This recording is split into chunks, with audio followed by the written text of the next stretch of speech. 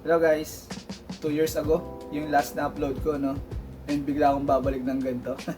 So ito, nandito ako ngayon para i-share sa inyo tong camcorder natin. At ito ay JVC. Yan.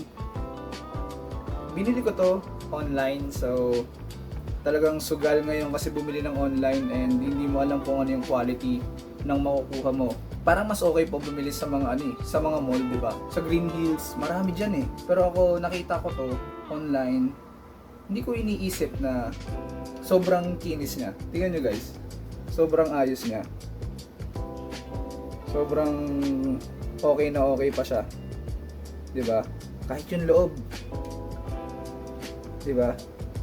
Yung pindutan niya maayos. So ito guys is napiplit nga pala to. Yan. And andito rin yung sticker niya. Hindi ko rin tinanggal. Kasi parang nakakadagdag siya ng pagiging luma niya, di ba? Na nandito lahat nakadikit pa. Bakit camcorder yung binili ko? Hindi na lang ako nag digicam or yung camera na luma din. So maraming mahilig nga pala ako sa camera, no? And ito yung mga camera ko na nandito pa sa akin. GoPro Max na sira-sira na. Pero gumagana pa to, kaso parang battery lang ata yung sira nito. Yan. Tapos ito yung isa.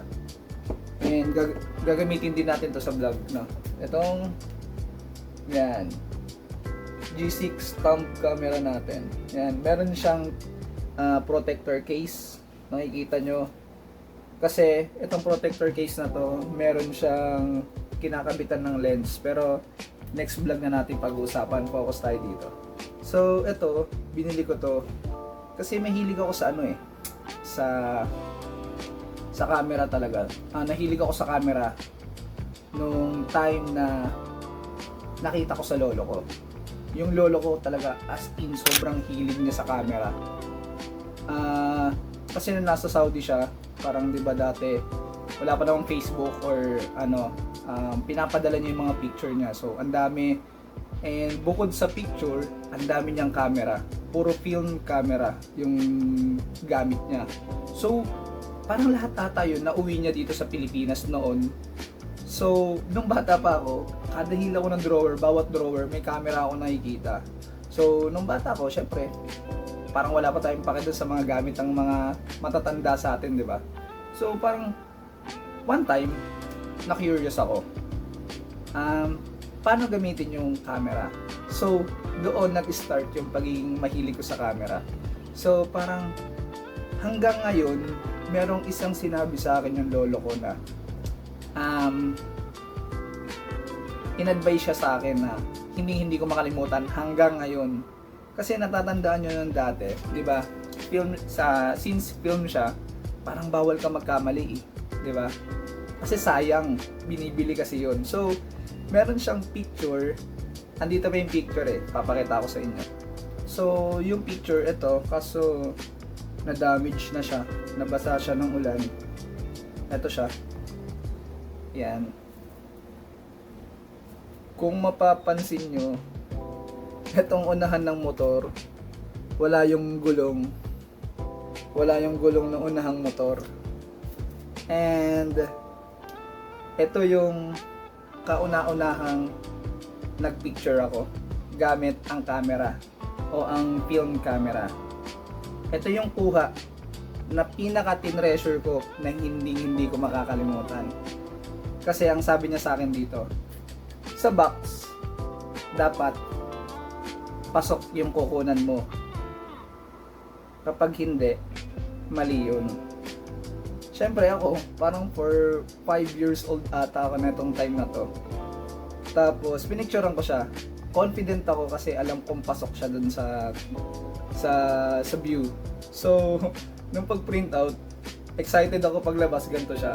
Yun din yung first na na-disappoint ako sa kuha ko. Unang kuha ko, and first disappointment ko sa pagpipicture. So, hanggang ngayon, dala-dala ko yun. So, yan lang. Kaso hindi ko na makita yung isang camera niya Papakita ko sana sa inyo. Hindi ko na makita kung saan ko na itabi. So, ito.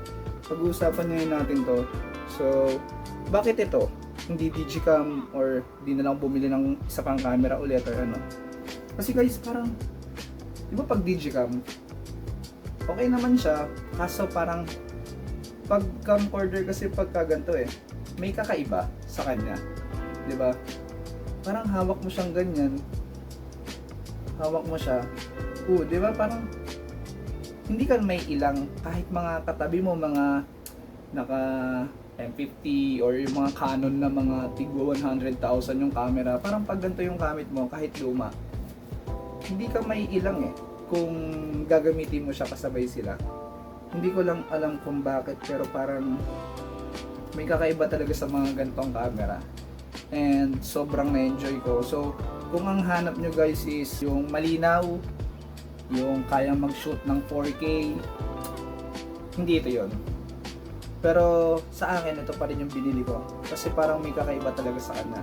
Sa bawat kuha, di ba? So yun, papakita ko sa inyo yung mga samples ng mga kuha nito. May iba talagang magic ang mga camcorder. Hindi man siya gaya o kasing lino ng mga camera ngayon. The moment you turn it on, binibigyan ka niya agad ng instant nostalgia. Iba yung kulay yung dreamlike year 2000 yung kulay niya. Hindi mo na kailangan mag-spend ng oras sa Lightroom para magbago ng kulay. May sarili siyang character.